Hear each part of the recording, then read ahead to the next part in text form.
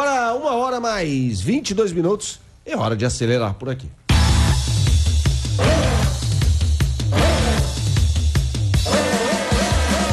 Pole Position começa agora na Rádio Bandeirantes, falando de automobilismo.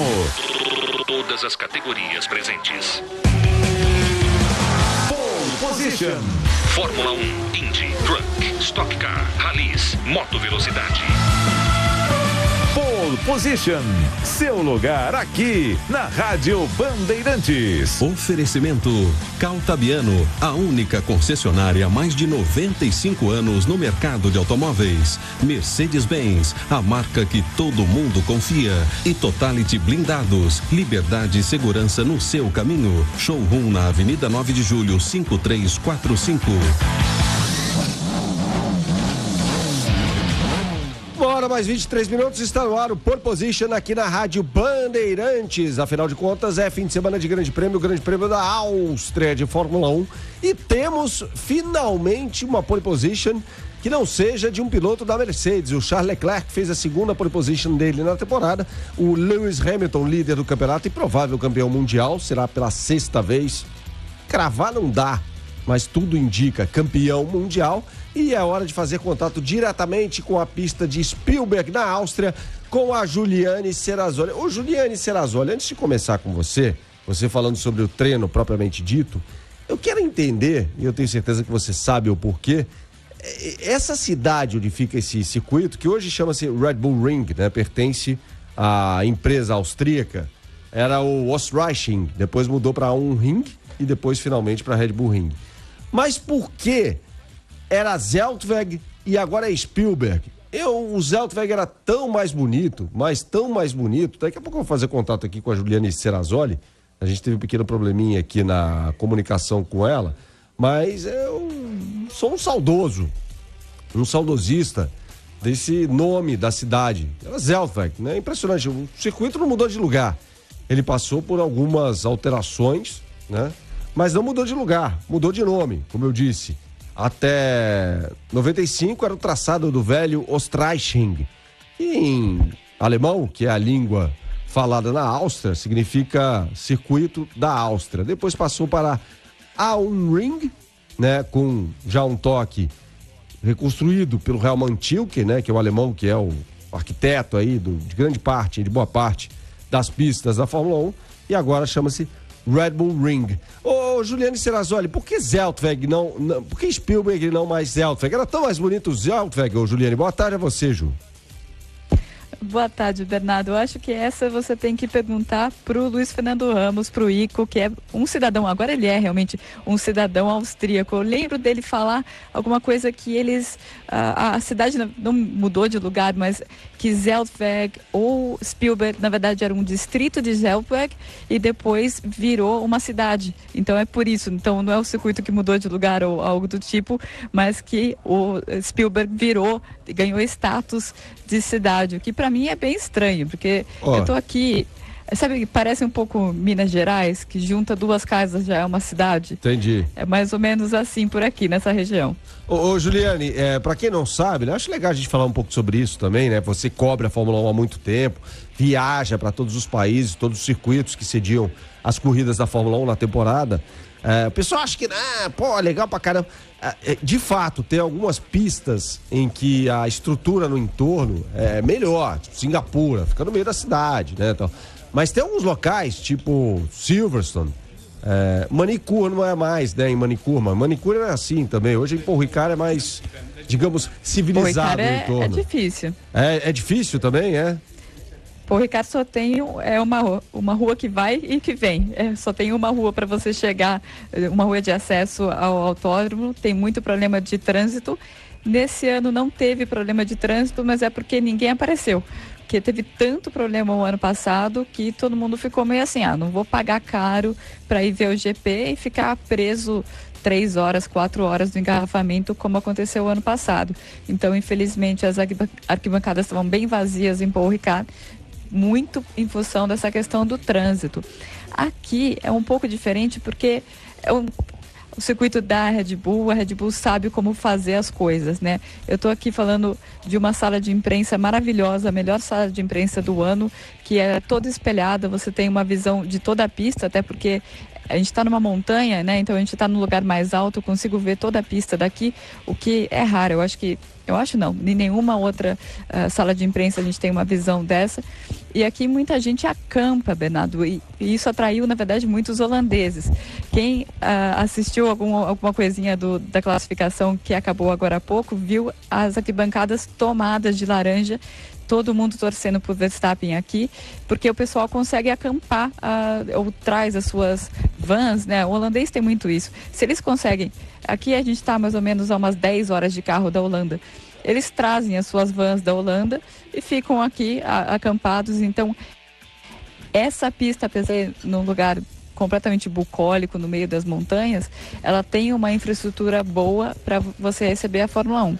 Para gente que vem cobrir, que não vai acampar, que não está vindo de van, é um pouco complicado. Eu estou a mais ou menos 30, 40 quilômetros do circuito.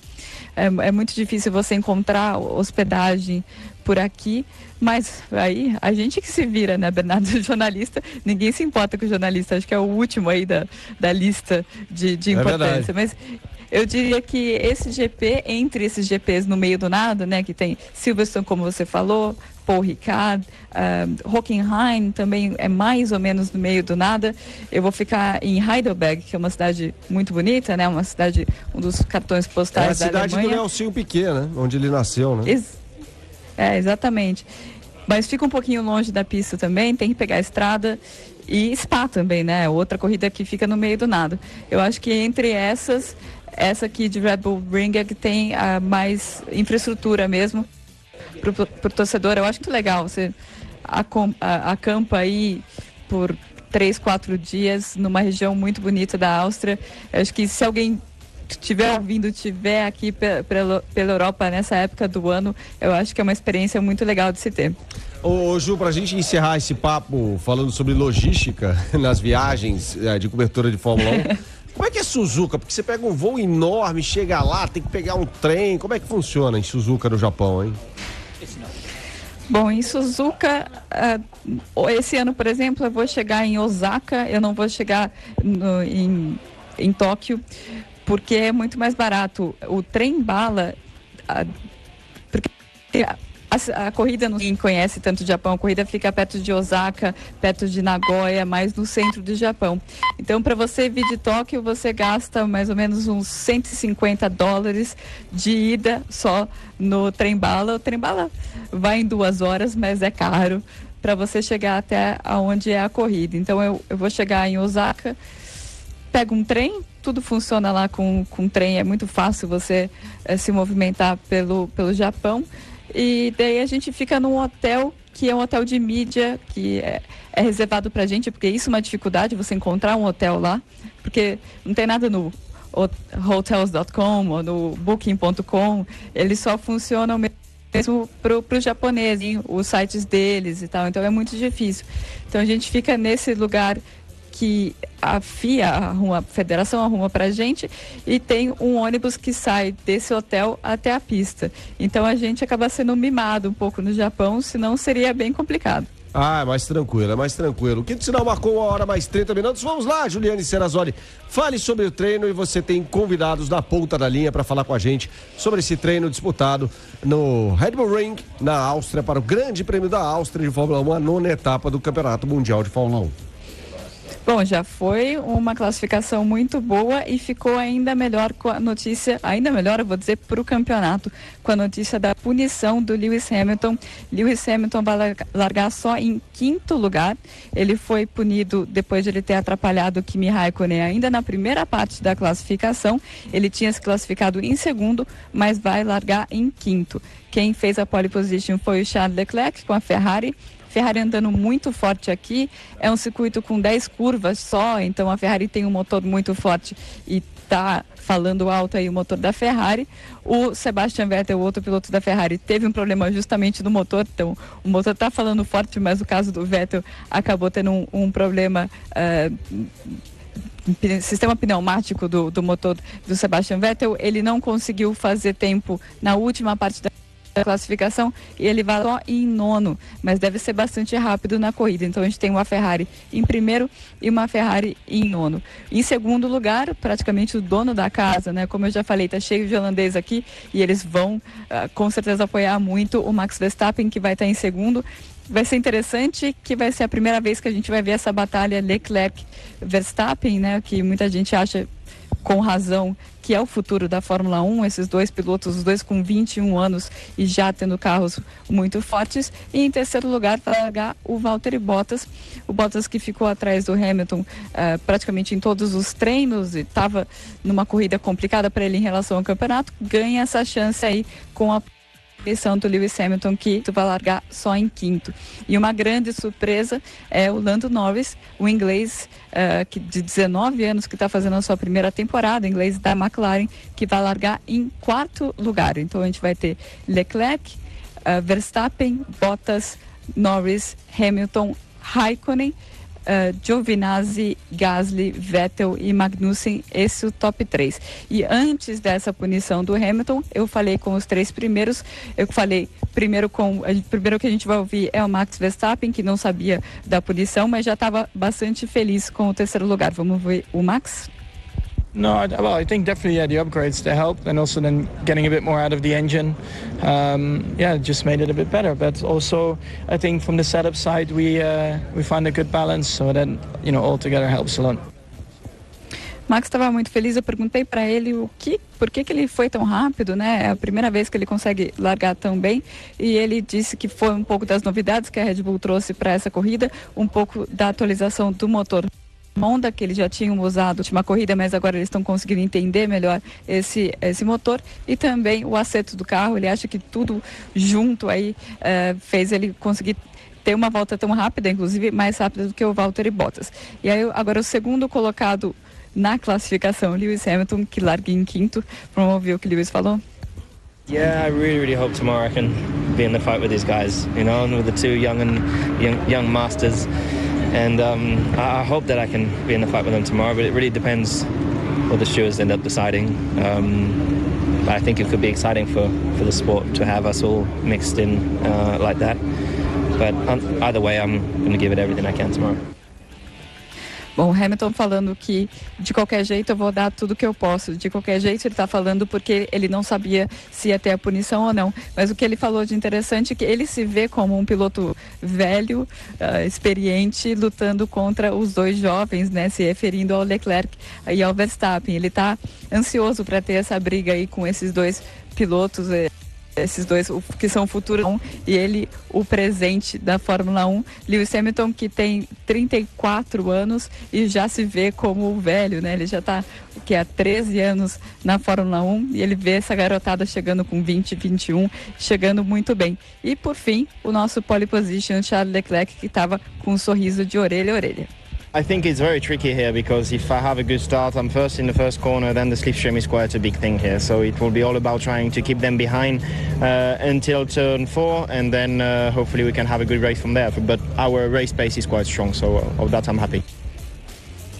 O Leclerc já está pensando na corrida. Ele falou que a questão para ele é ter uma boa largada, porque ele sabe que o vácuo é muito grande aqui, então ele precisa escapar na frente, tentar se segurar na frente até a curva 4, e daí ele acha que ele pode sim segurar no ritmo a primeira colocação e conseguir o que seria a primeira vitória da Ferrari no ano e a primeira vitória da Ferrari aqui na Áustria desde 2003, desde a vitória do Michael Schumacher aqui em 2003. A Ferrari, que o Bernardo vai lembrar bem, tem um capítulo bem feio da história dela aqui nesse circuito da Áustria em 2002, aquele do hoje sim, hoje não, né? Hoje não, hoje sim, né? Que foi a ultrapassagem do Schumacher sobre o Rubens Barrichello quase na faixa de chegada ali, sem dúvida nenhuma. Aquele foi um marco na história dessa coisa, né? De troca de posições entre os pilotos, né? Ordenadas pelos boxes, ou seja, é antidesportivo, evidentemente. Duas perguntas para você, Ju, antes de você desconectar e voltar aí para as entrevistas diretamente de Spielberg. Você falou Lando Norris em quarto, após a punição do Hamilton. Há quanto tempo a McLaren não largava na segunda fila? Eu não tenho essa lembrança, não. Pode até ter sido recentemente, mas eu não me lembro. Faz tempo, com certeza, né? A McLaren está numa fila aí que eles não ganham desde 2012, desde a última corrida de 2012. E eles têm se recuperado. E foi muito interessante nesse treino que a Renault, a McLaren usa o motor Renault, né? Interessante que a Renault ficou lá no Q2, bem longe, e a McLaren conseguindo ir muito bem. E a McLaren está crescendo bastante esse ano. Eu confesso que eu não consigo lembrar. Com certeza não foi na era Honda, né? Então a gente pode tirar aí os últimos 5 anos, com certeza, da McLaren não largando tão na frente. Lembrando que eles não chegam no pódio desde 2013, desde a primeira corrida de 2013, e não chegam e não ganham uma corrida desde o final de 2012. Mas o ritmo de corrida da McLaren é um pouco pior do que o ritmo de classificação. Então eu acho que o Lando Norris não segura esse quarto lugar, vai brigar aí com as Alfa pelas últimas colocações do top 10, mas com certeza é para brigar por ponto, sim. E outra, para terminar aqui, Ju, tem uma pergunta do Rodrigo Santos, nosso ouvinte, que é de Santos, São Paulo. Ele mandou uma mensagem aqui pra gente, e seria a minha pergunta também.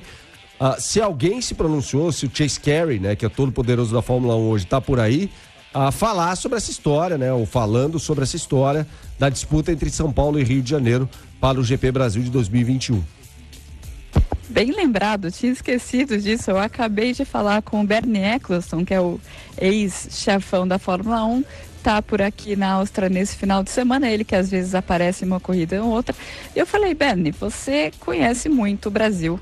O Bernie é casado com uma brasileira, ele tem uma como se diz, uma produção de café no Brasil, conhece negócios no Brasil como ninguém, na verdade, aqui dentro desse paddock.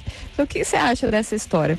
E ele foi categórico. Ele falou assim, todo mundo sabe que essa história do Rio de Janeiro não vai para frente. Isso é algo só político. Foi isso que o Bernie Eccleston me disse.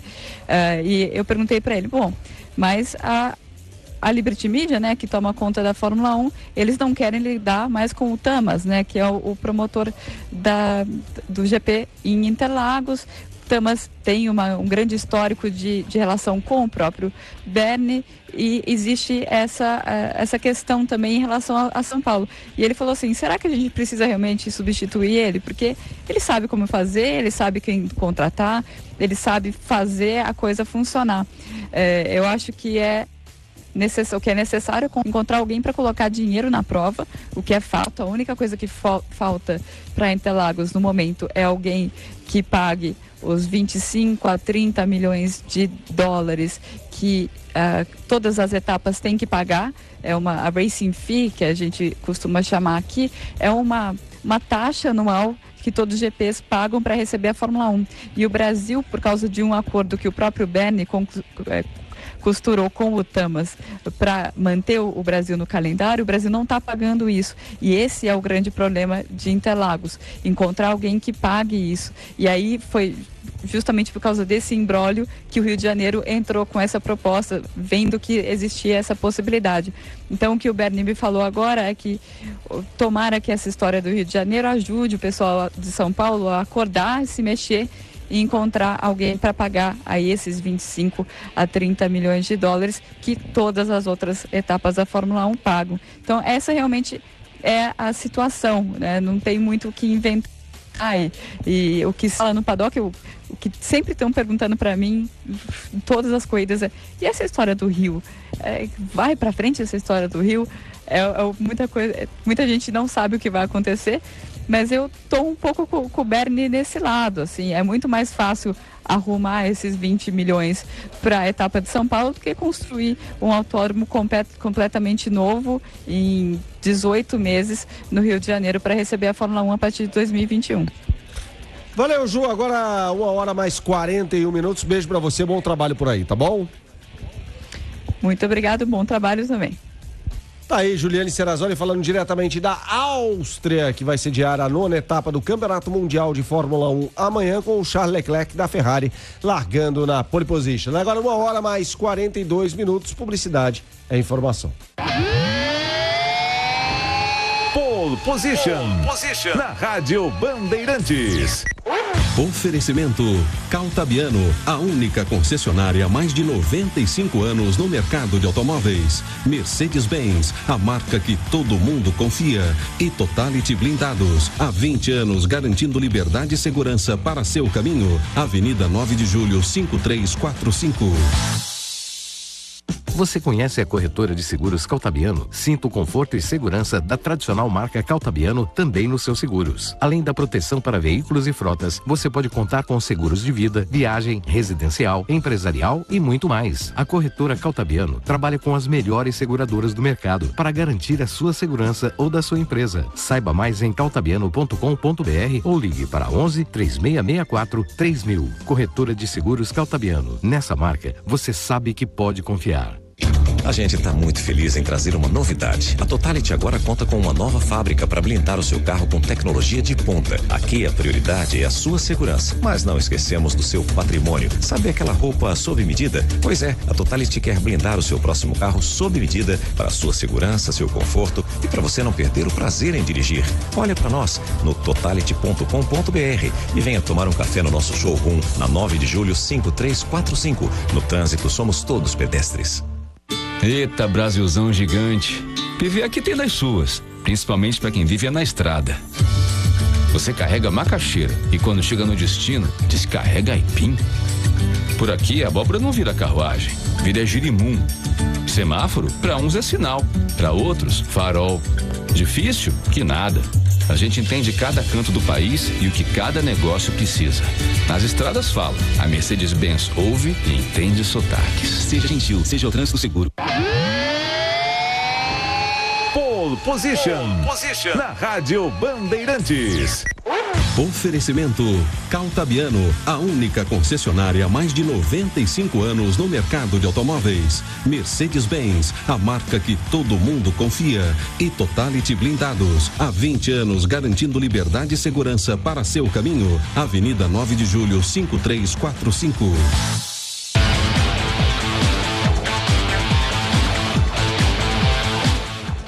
1h mais 44 minutos, é hora de convocar a Alessandra Alves, comentarista de Fórmula 1 do Grupo Bandeirantes de Rádios, para falar sobre essa pole position do Charles Leclerc, que vinha dominando todos os treinos na Áustria. E aí, Ale, boa tarde a você, tudo bem? Boa tarde, Bernardo Ramos, boa tarde ao ouvinte da Rádio Bandeirantes neste sábado ensolarado aqui em São Paulo. É inverno, mas parece um dia de verão, um dia muito quente, céu muito azul. E aqui, mais uma vez, a gente falando um pouquinho sobre Fórmula 1, sobre velocidade. Habemos corrida, é o que a gente espera, pelo menos, né? Porque, afinal de contas, com um grid formado nas suas 3 primeiras posições por 3 equipes diferentes, Ferrari, Mercedes e Red Bull, ufa! Será que acabou o domínio para a Mercedes? Não vamos tão rápido, com sede ao pote. A gente está vendo uma temporada altamente dominada pela Mercedes, mas foi muito bacana ver essa alta competitividade nesta classificação para o GP da Áustria, que acontece amanhã, largada às 10h10 da manhã, mas informações, tudo em loco. A gente deixa esse tema para a Juliane Serrazoli, que de fato está fazendo o trabalho dela, como sempre, com maestria, trazendo todas as informações para o ouvinte da Rádio Bandeirantes. Eu quero me debruçar um pouquinho mais sobre um tema que tem agitado, tem trazido muita discussão para o meio da Fórmula 1, do automobilismo de uma forma geral, que é a falta de competitividade da Fórmula 1 nos últimos tempos. Muitos dirão, mas a Fórmula 1 sempre foi assim, a Fórmula 1 sempre foi dominada em ciclos por determinadas equipes e ou pilotos, e isso está praticamente no DNA da Fórmula 1. Tudo certo. Eu concordo, é isso mesmo. Se a gente for olhar a história da Fórmula 1 lá desde 1950, nós vamos enxergar vários ciclos que vão se sucedendo ao longo dos anos e a gente tem realmente, é muito comum ver mais de uma temporada dominada por uma equipe ou por um piloto e isso tem sido uma constante. Mas eu não vou voltar lá nos anos 60, 70, 80, onde a gente tinha uma competitividade muito maior. Não vou ficar com um discurso saudosista do tipo de que décadas atrás tudo é melhor na Fórmula 1, tudo era melhor na categoria. Na verdade, eu quero dar um salto até pequeno, se a gente considerar que a Fórmula 1 é uma categoria aí de mais de 60 anos, na verdade, mais de 70, quase 70 anos. Já em 1950, o ano que vem, a Fórmula 1 vai completar os seus 70 anos de existência. Eu vou dar um saltinho pequeno, só 10 anos atrás. 2009, ano vencido pelo Jenson Button, Mundial de Pilotos, pela Brown GP, uma equipe de tiro curto, né? Na verdade, uma equipe que foi assumida pelo Ross Brown a partir ali da massa falida da antiga equipe Honda. Conseguiram ali uma solução aerodinâmica extraordinária, que era um duplo difusor, enfim, essa história todo mundo já conhece. Quem não conhece, vale até a pena pesquisar, que foi realmente uma história inédita na Fórmula 1, ou pelo menos muito rara, uma equipe que estreou e já chegou ganhando e dominando amplamente o campeonato. Mas, apesar do domínio da Brown GP naquele ano de 2009, a gente está falando de 10 anos atrás, apesar de a gente ter tido uma grande dominação ali da Brown GP nas primeiras corridas, afinal de contas o Jenson Button ganhou 6 das primeiras 7 provas, depois teve uma equilibrada grande ali no campeonato e nós tivemos 4 equipes vencendo naquele ano. A própria Brown GP, naturalmente, da qual também fazia parte Rubens Barrichello, a Red Bull, na época com Sebastian Vettel e Mark Webber, e ainda tivemos vitórias da Ferrari e também da McLaren. Nesse ano, agora, 2019, a gente já está chegando na 9ª corrida do ano. Só venceu até agora quem? Mercedes. Significa que nós estamos chegando à metade do campeonato, mais um pouquinho, campeonato de 21 provas, e a gente tem um domínio absoluto da Mercedes. Claro, a gente poderia ter tido uma vitória do piloto alemão Sebastian Vettel no Canadá, vitória que foi garfada a ele por uma decisão dos comissários, que acrescentaram tempo a ele por uma manobra considerada ilegal, mas de qualquer maneira, no cômputo geral, vitória da Mercedes. 8 corridas até agora, 8 vitórias da Mercedes. Voltando um pouquinho de novo lá para 2009, temporada, como eu falei, amplamente dominada pela equipe Brown GP. Quantas equipes foram ao pódio, subiram ali, conquistaram pelo menos um dos 3 primeiros lugares das corridas? Foram 8. Até agora, neste campeonato de 2019 da Fórmula 1, só 3 equipes conseguiram pódios. A própria Mercedes, naturalmente, a Red Bull e a Ferrari. Então, a gente está falando de um período de 10 anos atrás, em que a gente tinha uma competitividade muito maior. E o que significa isso para a Fórmula 1? Não só significa uma noção de que você vai ligar a televisão e você já sabe quem vai ganhar, porque, afinal de contas, a chance de superar uma dessas 3 equipes é muito grande, como também significa que a Fórmula 1 pode estar matando a carreira de grandes pilotos, de excelentes pilotos. A gente sempre costuma dizer nas nossas transmissões que, com exceção aí de um ou outro que não tem, às vezes, o mesmo nível e nem merecia estar na Fórmula 1, mas está lá só porque tem o chamado patrocínio ou porque tem algum outro tipo de interesse econômico, a maioria dos pilotos de Fórmula 1 é muito boa, é um funil muito estreito. A gente tem várias categorias no mundo ao mesmo tempo. Para chegar a um desses 20 lugares, desses 20 postos na Fórmula 1, tem que ser bom. E a gente está vendo várias carreiras que estão se desenvolvendo ao longo aí dos últimos anos, sem a chance de a gente ver esses pilotos nem ganharem corridas, nem sequer subirem ao pódio. Eu vou destacar, por exemplo, Valtteri Bottas, companheiro de equipe de Lewis Hamilton, e Daniel Ricciardo, 2 pilotos que surgiram mais ou menos na mesma época na Fórmula 1 e surgiram com muitos predicados, com muitas qualidades. Eram vistos como 2 potenciais campeões do mundo. Podem ficar no caminho, não só por escolhas difíceis, né, mas pelo fato de que hoje em dia a gente não tem equipes que podem dar uma mínima chance de esses pilotos chegarem a conquistar vitórias e títulos. A gente tem uma geração excelente, uma geração extraordinária. É muito raro a gente ter uma geração de pilotos como a atual. A gente tem um pentacampeão do mundo, Lewis Hamilton, tem um piloto que é 4 vezes campeão do mundo também, Sebastian Vettel, e a gente tem uma nova geração chegando com muito talento. É o caso, por exemplo, do Max Verstappen, do Charles Leclerc, que marcou a pole para hoje, 2 pilotos de 21 anos, e a gente já começa a se perguntar, esses serão futuros campeões da Fórmula 1? Eu acho que serão mesmo, mas num determinado momento, numa escolha de equipe, o Max Verstappen se mantiver na Red Bull e a gente continuar com um nível de dominação tão grande da Mercedes, será que não é outra carreira que também pode ficar pelo caminho? Neste ano, nós temos a estreia de alguns pilotos como Lando Norris, George Russell, Alex Albon, pilotos excelentes que ganharam tudo nas suas categorias de base no começo. Pilotos aí na faixa de 19, 21 anos, 23, o Alex Albon, que tem um pouco mais de idade, mas ainda assim um piloto que teria um grande futuro pela Fórmula 1. Com esse domínio tão assintoso da Mercedes, da Ferrari e da Red Bull, esses pilotos vão ter chance de desenvolver sua carreira, uma carreira longa e vitoriosa na Fórmula 1? Então eu acho que é essa discussão importante que a Fórmula 1 precisa fazer, que a Fórmula 1 precisa refazer em relação à sua competitividade para agora e no futuro. Eu vou me despedindo por aqui, espero que todos amanhã acompanhem a nossa transmissão pelas rádios do Grupo Bandeirantes e já deixo um abraço, um ótimo final de semana e até sábado que vem. Valeu, Alessandra Alves. Sábado que vem estaremos juntos mais uma vez aqui no Pole Position da Rádio Bandeirantes. Agora 1h mais 53 minutos. Fica por aqui o Pole.